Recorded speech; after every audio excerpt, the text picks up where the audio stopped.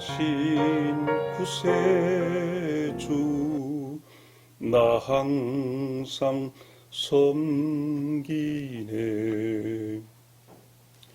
온 세상 조롱해도 주 성령 사셨네.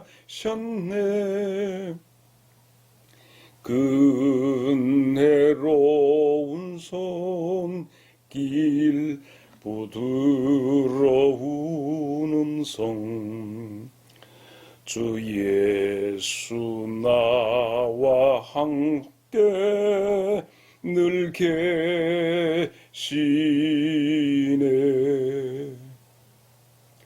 예수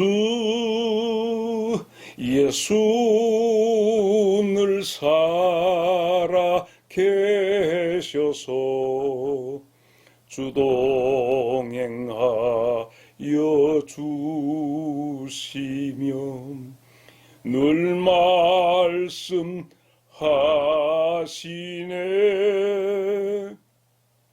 예수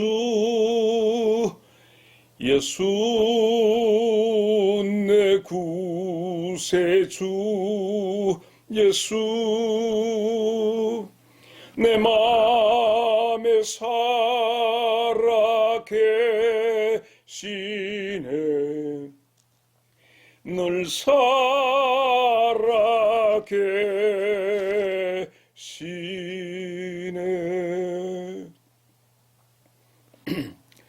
천천히 한번 내 자신을 생각하는 시간을 가져봅니다.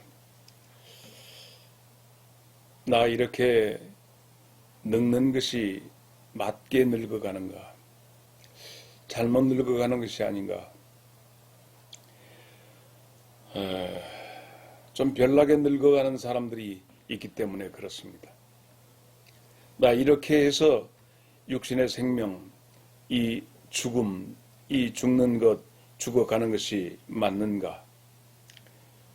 나 이렇게 믿는 것이, 이렇게 믿고 살아가는 것이 맞는가? 이렇게 사는 것이 맞는가? 자문자답해보고 또 혹은 우리가 대답을 해야 합니다. 오늘 내가 살아가고 있는 이것, 오늘 내가 늙어가는 것, 내가 이렇게 아파서 병들어 있는 것,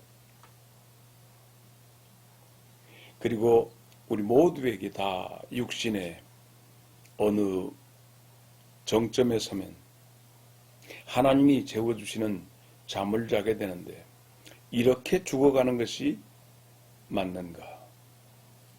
자기를 돌아다보는 그 필요가 있습니다. 그래서 자기를 한번 살펴보는 그것을 가지면서 조용히 우리들의 교회를 들여다 보십시다. 신앙하는 사람들 모습이 보여집니다. 그야말로 첫째는 올인하여 교회 생활이 그의 삶의 전체인 것처럼 교회에 종속되어서 교회 일만 하고 교회만 관심 갖고 살아가는 스타일도 있습니다. 우리는 그의 믿음의 모습이 참 선망의 대상이 되기도 하고 그러지 못한 내 자신을 또 스스로 질책해 보기도 합니다. 어떤 사람은 자기 중심적으로 신앙생활을 합니다. 지성적이고 이성적이고 상식적인 수준에서 신앙을 영위해 가지요. 그래서 찬송을 부를 때 자기 자신의 자아를 거기에 담아 찬양을 드려보지도 못하고 기도할 때도 기도의 내용과는 조금 떨어져서 객관화시켜서 기도의 내용을 모든 사람이 큰 소리로 하나님 앞에 할 때 음소거 되어가지고 속으로 옹알옹알 입술을 딸싹딸싹 거리면서 합니다. 절대 자기 자아에 손상이 되지 않도록 신앙생활을 하는 거예요. 때로는 내 마음이 격정적으로 신앙 안으로 들어가려고 할 때 밀당을 하면서 스스로 자기를 통제를 하면서 그래서 신앙 안에서 가장 지성적이고 이성적인 모습을 견지하려고 하는 그런 스타일도 있습니다. 앞에 먼저 얘기했던 교회 생활에 올인하는 사람과는 조금 거리를 두는 그런 스타일이죠. 어떤 사람은 유전적으로 내림으로 자기 부모님들이 신앙을 가졌기 때문에 신앙생활을 하는 그런 경우도 있습니다. 자유분방하고 어떻게 보면 신앙의 경계선까지 막 자유롭게 왔다 갔다 하는 것 같습니다. 그럼에도 울타리를 벗어나지 않는 모태신앙, 전통적인 신앙을 가진 그 속에서 탈출을 꾀하는 그런 모습들도 보게 됩니다. 어떤 사람은 범실론적으로 그래 인생이 무언가 종교를 갖고 신앙생활하는 것 좋다. 어떤 경우든지 사람이 종교 갖는 것은 옳다고 본다. 이렇게 하면서 때로는 사찰에 가서 풍경 소리도 좋다. 향내음도 좋다. 이러면서 스스로 마음을 정화한 것 같다 하고 산사를 찾기도 합니다. 목탁 소리가 거스르지 않고 똑똑똑똑똑 두드리는 목탁 소리도 그저 리듬처럼 받아들이는 경우도 있습니다. 그런가 하면 나는 교회 생활은 않고 신앙생활은 않지만 내 처자식은 거기 가서 신앙생활하는 거 관용적으로 관용적인 신앙의 자세를 가지고 내 아내나 내 부인이나 가서 그렇게 하는 것은 나는 허락한다. 이렇게 하기도 하죠. 그래서 마치 언뜻 생각나는 것은 바로가 이렇게 모세가 이스라엘 백성을 해방해 달라고 얘기할 때 출애굽기 8장 28절에 그는 그런 얘기를 하죠. 바로가 이르되 내가 너희를 보내리니 너희가 너희의 하나님 여호와께 광야에서 제사를 드릴 것이나 너무 멀리 가지는 말라. 그런즉 너희는 나를 위하여 간구하라. 나는 교회를 안 가더라도 내 처자식이 아빠를 위해서 남편을 위해서 당신이 기도하면 되겠다. 이렇게 얘기하는 여러 가지 교회 안에 교회를 중심으로 해서 일어나는 우리 인간들의 군상을 볼 수 있습니다. 나는 과연 어느 신앙의 범주 안에 들어가 있는가? 신앙 형태. 내용을 떠나서 신앙의 어떤 형태가 어떠한가? 여러 가지 방법으로 교회의 생활의 모습이 나타나 있습니다. 나를 생각하면서 내 인생에 나아가는 그것을 생각해보고 교회의 여러 가지 신앙 형태를 바라보면서 우리는 어제 부활주의를 맞이했습니다. 부활절. 이 부활절에는 참 이 부활절 사건을 어떻게 받아들일 것이냐. 기독교와 로마 제국과의 관계에서 지독하게 박해를 받던 기독교가 로마 제국의 국교가 되고 그래서 세계적인 종교로 황골탈태에서 나타나게 되지요. 무엇이 부활절의 의미가 뭔가라고 묻는다면 사람이 하나님을 죽였다입니다. 부활절이 뭐냐고요? 사람이 하나님을 죽였다로 시작이 되는 겁니다. 그 죽은 하나님이 무엇 때문에 죽었느냐? 하나님이 사람과 함께 살자고 그 메시지를 가지고 와서 하나님이 너희들과 함께 살고자 한다. 그 하나님의 이름 임마누엘입니다. 하나님이 자기 백성과 함께 살겠다 하시는 그런 내용입니다. 이것을 사람들이 받아들이지 못하고 하나님으로 오신 임마누엘 예수님을 죽이는 사건이 부활절의 시작이에요.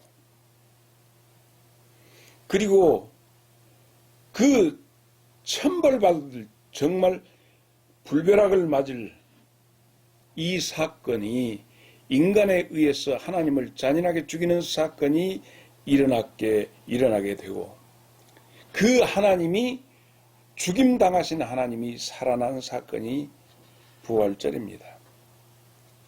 이 사실을 아차 깨닫고 알아차리면 되는데 끝까지 이 사실을 알아차리지 않을 뿐만 아니라 되려 받아들이지 않는 데 있습니다.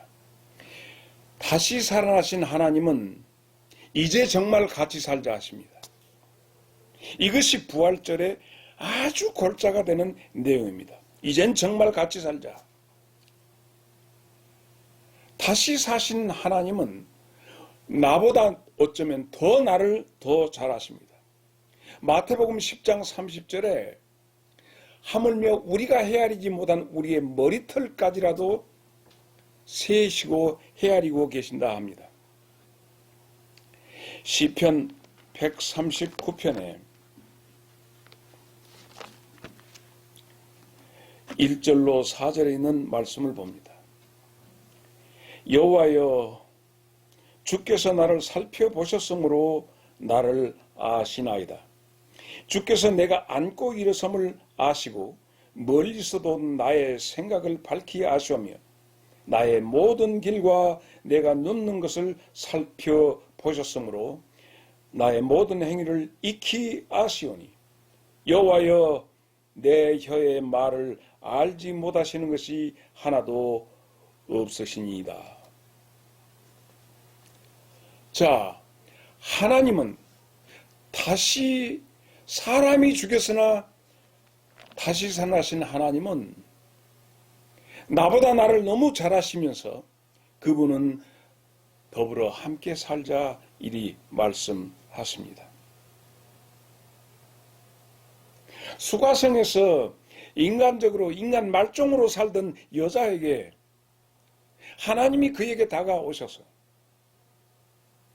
하나님은 이렇게 예배하는 자를 찾는다고 하시면서 예수님이 그에게 다가가셔서 그녀를 샅샅이 다 알고 말씀하시니까 이 수가성의 여자가 요한복음 4장 29절에 마을 사람들에게 나를 너무 잘 아시는 분이 그리스도가 아니냐 하면서 예수님을 그 하나님을 소개하는 장면이 나옵니다.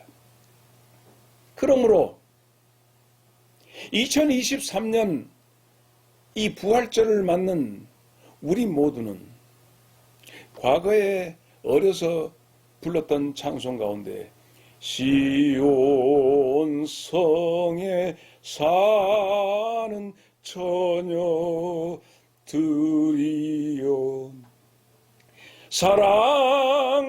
사랑하시는 내 주를 빈들에서나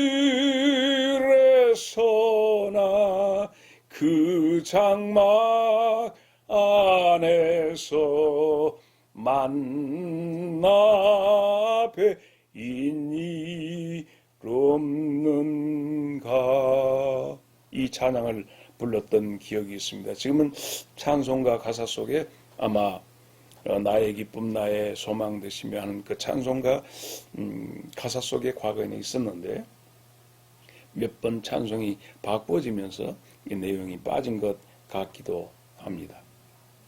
오늘의 문제는 지금의 문제는 우리들의 문제는 나의 늙음, 교회의 신앙 형태, 부활절에 대한 여러 가지 개념과 그 부활절에 얽혀진 사람이 하나님을 죽였고 그 죽인 하나님이 다시 살아나서 그럼에도 불구하고 같이 살자 이렇게 하는 메시지가 담긴 것이 오늘 우리가 발견해야 할 그것인데 바로 무엇입니까?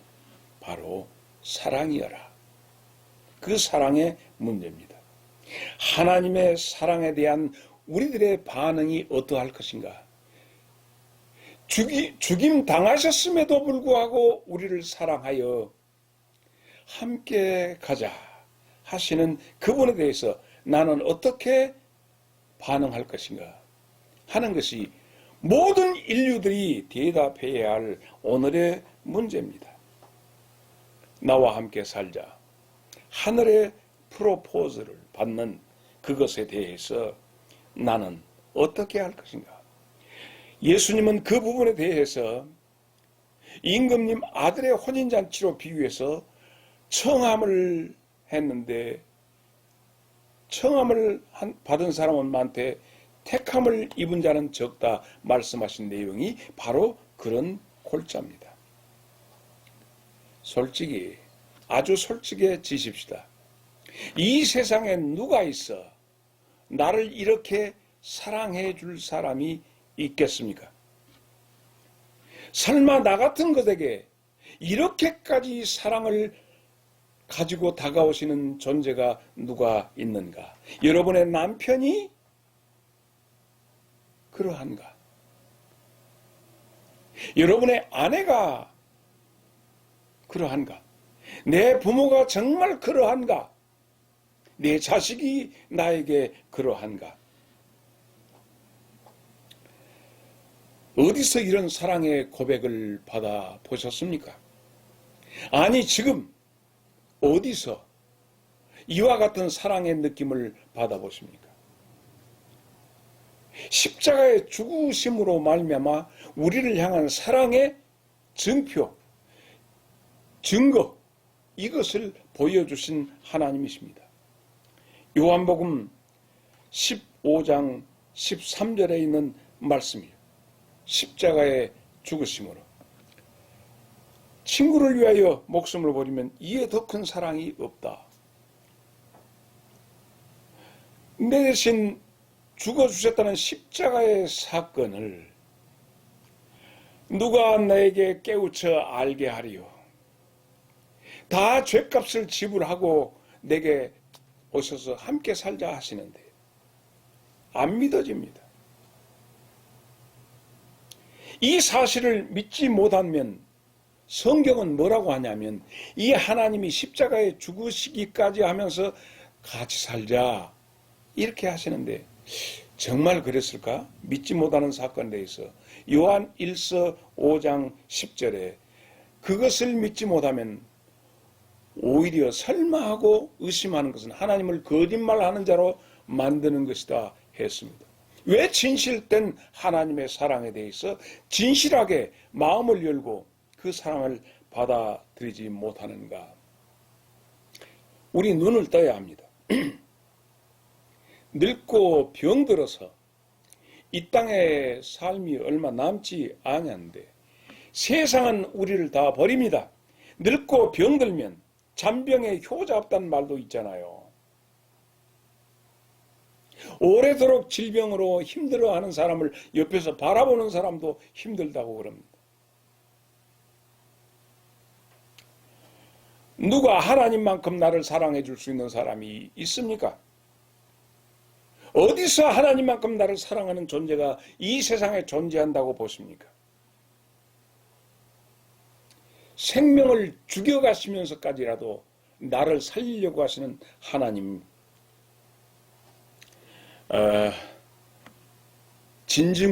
진중권이라고 하는 이 시대를 앞서가는 지성인이 있습니다.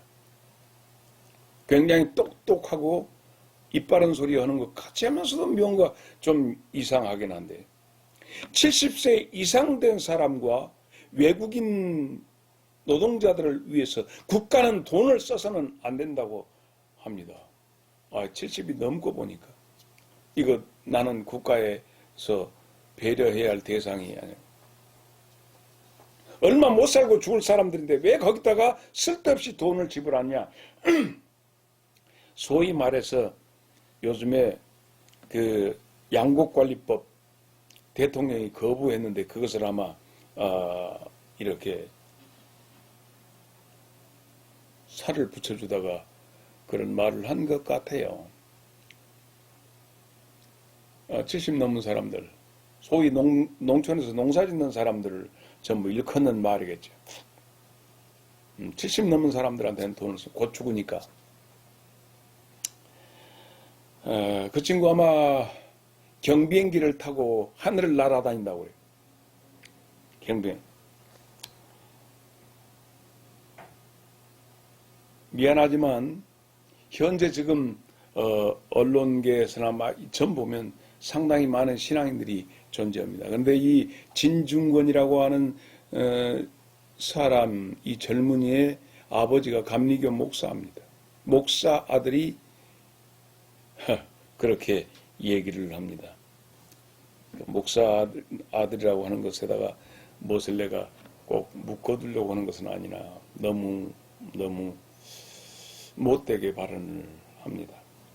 그렇습니다. 어쩌면 그 말이 맞을 수 있어요. 세상은 우리를 못 배웠기 때문에 버리고, 권력이 없기 때문에, 가난하기 때문에, 늙었기 때문에 폐기 처분하려고 합니다. 그러나 분명한 것은 하나님은, 사람은, 세상은 나를 버릴지라도 하나님은 나를 버리지 않는다 하는 것이 이 부활절의 메시지입니다. 자, 그런데 이제는 어떻게 할까요? 어떻게 해야 할까요? 문제는 다시 하나님이 살아나셔서 현재 우리와 함께 계신다고 하는 것이에요. 부활절은 교회가 2000년 전에 있었던 사건이, 그런 일이 있었답니다. 그러므로 그 일을 알고 우리가 부활의 증인이 되어야 합니다. 사건으로 종결된 것이 아니라 전설 따라 삼천리처럼 옛날에 그런 일이 있는 것이 우리 교회의 자산입니다. 이렇게 하는 것이 아니라 지금 다시 살아나서 지금 우리와 함께 계신 그 예수님을 보고 믿는 자가 있는가? 아니면 그 보았던 자들이 얘기하는 얘기를 듣고 알고 있는가? 자, 하나님을 보고 믿는가? 하나님에 대해서 듣고 아는가? 이런 차이입니다. 제자들도 예수님이 죽었다가 다시 살아나셨다 하는 사실을 들었으나 믿지 못했어요. 오늘 많은 크리스찬들의 내용은 예수님이 부활하셔서 다시 하나님이 죽었다가 다시 살아나셨다 하는 얘기는 들었는데 그 사건과 나와, 자, 여기에 오늘 말씀의 오솔길 속에서 부활절을 맞는 우리들이 찾아야 할 것이 누가복음 24장의 내용입니다. 거기는 예루살렘을 떠나서 엠마오로 내려가는 두 제자의 모습이 나타납니다. 그들은 예수님에 대해서 소식을 들었습니다. 그 전에 예수님이 죽으시기 전에 예수님을 보고 따라다녔어요. 근데 그가 죽으셨대요. 죽어버렸다는 거예요. 근데 그 사람들이 어떻게 예수님을, 부활하신 예수님을 보고 믿게 되었는가? 13절부터 보겠습니다. 그날에 그들 중에 둘이 예루살렘에서 25里되는 엠마오라 하는 마을로 가면서 이 모든 된 일을 서로 이야기하더라. 그들이 서로 이야기하며 문의할 때에 예수께서 가까이 이르러 그들과 동행하시나 그들의 눈이 가려져 그인 줄 알아보지 못하거늘. 자, 예수께서 이르시되 너희가 길 가면서 서로 주고받고 하는 이야기가 무엇이냐 하시니 두 사람이 슬픈 빛을 띠고 머물러 서더라. 예수님 보고 머물러 섰다는 거예요. 그 한 사람인 글로바라 하는 자가 대답하여 이르되 당신이 예루살렘에 체류하면서 요즘 거기서 된 일을 혼자 모르고 있냐 하고 힐책을 합니다. 누구에게? 사람이 다시 살아나신 하나님을 향해서 힐책을 합니다. 왜 당신만 모르냐? 이르시되 무슨 일이냐? 뭔 일이 있는데? 이르되 나사렛 예수의 일이니 그는 하나님과 모든 백성 앞에서 말과 일에 능하신 선지자이거늘. 우리 대제사장들과 관리들이 사형 판결에 넘겨주어 십자가에 못 박았느니라. 지금 누가 주인공인 예수님에게 그 사건을 들은 이야기, 그것을 아는 이야기를 하게 됩니다. 예수님의 죽음에 대한 이 사건에 대해서 아주 해박합니다. 그런데 문제는 예수를 못 봤어요. 살아나신 하나님을 보지를 못했어요. 같이 있는데 그냥 보통 사람으로 알았어요. 하나님이신데. 그러면 어떻게 이미 그들은 부활하신 소식을 들었다니까요. 아, 예수 살아났다. 2000년이 지난 지금도 예수 살아나셨다 하는데 안 믿긴다는 얘기죠. 엠마오의 두 제자의 그런 모습을 여전히 재현하고 있는 현대의 크리스찬들의 모습입니다. 예수는 못 보고 예수님의 제자라 하는 거예요. 22절부터 봅니다. 또한 우리 중에 어떤 여자들이 우리로 놀라게 하였으니 이는 그들이 새벽에 무덤에 갔다가 그의 시체는 보지 못하고 와서 그가 살아나셨다 하는 천사들의 나타남을 보았다 함이라. 또 우리 중에 함께한 자 중에 두어 사람이 무덤에 가 과연 여자들이 말한 바와 같았음을 보았으나 예수는 보지 못하였다 하거늘. 어쩌면 이것이 우리들의 신앙의 현 주소가 아닌가 싶습니다. 예수는 못 봤다. 이것이 전체적인 중론입니다. 예수를 보고 믿는 자, 예수를 보지 못하고 소식만 듣는 자, 그래서 그들이 어떻게 예수님을 발견하게 되었죠? 그 예수님을 3년 동안 따라다녔던 제자들이에요. 근데 알아보지 못했어요. 교회를 다니면서도 예수님이 지금 내 앞에 계신데도 알아보지 못했어요. 어떻게 찾았느냐? 25절로 27절을 봅니다. 이르시되 미련하고 선지자들의 말한 모든 것을 마음에 더디 믿는 자들이여, 그리스도가 이런 고난을 받고 자기의 영광에 들어가야 할 것이 아니냐 하시고, 27절입니다. 이에 모세와 모든 선자의 글로 시작하여 모든 성경에 쓴 바 자기 예수님에 관한 것을 자세히 설명하시니라. 하나님과 함께 그들은 성경 속으로, 말씀 속으로 들어가면서 말씀이 깨우쳐지기 시작하는 것입니다. 어떻게 해야 예수님을 볼 수 있느냐? 어떻게 하나님을 만날 수 있느냐? 성경을 누가? 하나님이 깨우쳐 주실 때 가능합니다. 결국 그들은 이 말씀을 들을 때 그들의 가슴이 뜨거워졌다고 했습니다. 그리고는 예수님과 더불어 자기 유할 곳에 가서 예수님과 더불어서 식탁에 앉았을 때 예수님이 떡을 떼어 그들에게 주시면서 축사하십니다. 이것은 너희를 위한 찢기는 내 살이다. 내가 흘리는 피다. 하시면서 성찬식을 거기서 축사하고 그들에게 떼어주실 때 비로소 그들이 눈이 떠져서 예수인 줄 알아본데 그 육신의 눈으로 확인하는 순간에 예수님은 그들 앞에서 사라졌어요. 어디든지 계시는 주님. 오늘 우리들에게 지금 가장 필요한 것이 이것이 아닌가. 눈이 열려서 부활하신 구세주 예수님을 만나자 엠마오에서 바로 되짚어서 25일을 예루살렘으로 가서 그들은 나는 부활하신 예수님을 만났다. 이것이 부활의 증인입니다. 우리는 성경을 통해서 부활의 증인으로 살아야 하는데 예수님을 보지 못한 자가 어떻게 증인 될 수 있겠는가 하는 얘기. 그래서 이제 오늘 2023년을 살아가는 우리 모두에게 누가 우리에게 성경을 가르쳐 줄 수 있겠는가 하는 거예요. 하나님이 가르쳐 주실 때 우리가 이미 예레미야 31장에서도 배웠고 신명기에서도 배웠어요. 하나님이 직접 우리의 마음의 계명을, 말씀을, 율법을 써주신다. 그럴 때는 정확하게 하나님의 백성이 되고 하나님은 우리를 백성이라 하시고 우리는 하나님의 백성이 되는 거죠. 이거 혈과 육으로 되는 것이 아니라 하나님으로 말미암아 되는 하나님의 자녀가 되는 권세를 받게 되는 것이죠. 누구에게서 성경을 배울까? 요한복음 16장 7절. 예수님께서 내가 너희들을 떠나서 성찬하는 것이 너희들에게 유익이니 내가 감으로 너희 각 사람에게 보혜사 성령을 너희에게 보내리니. 이것이 요한복음 16장 7절입니다.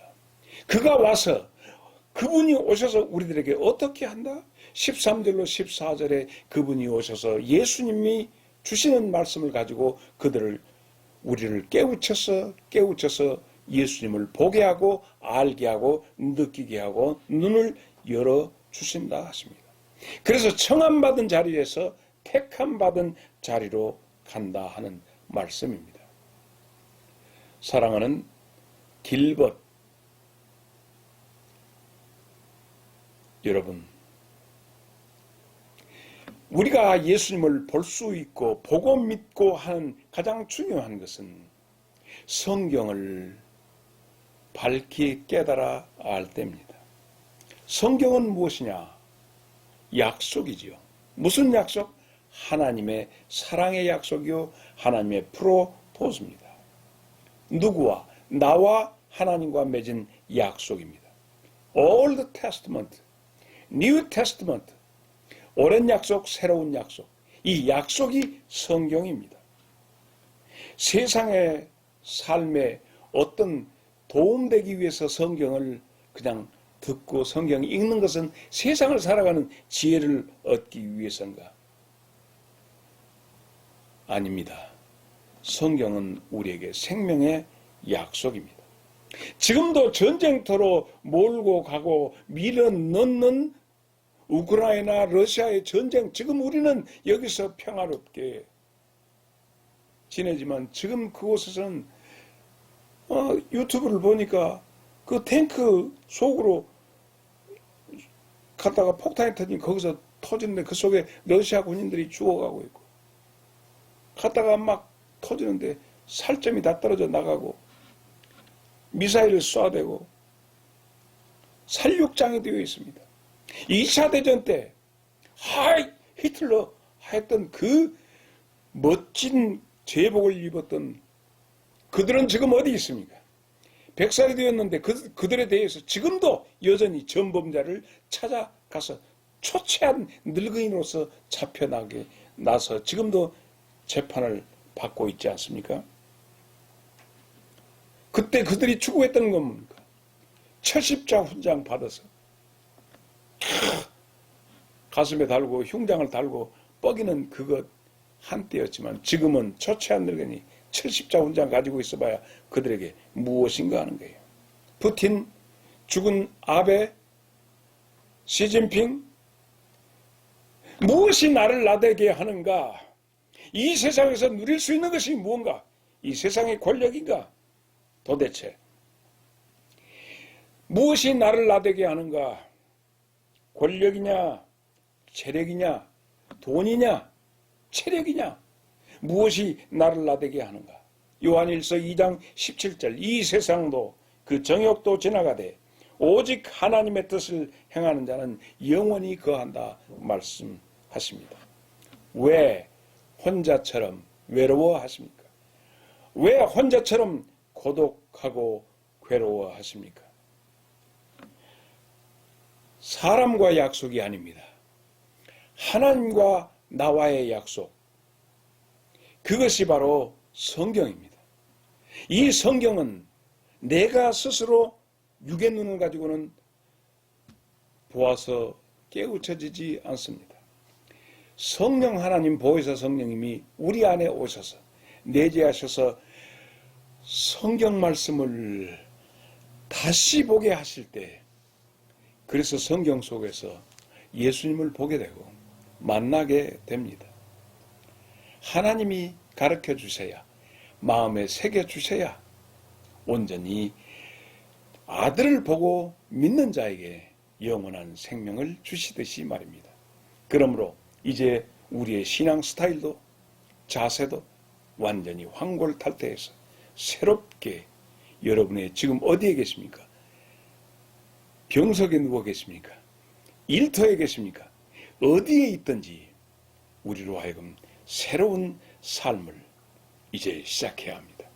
오늘의 부활은 바로 부활하신 예수님을 만날 때 증인이 될 수 있습니다.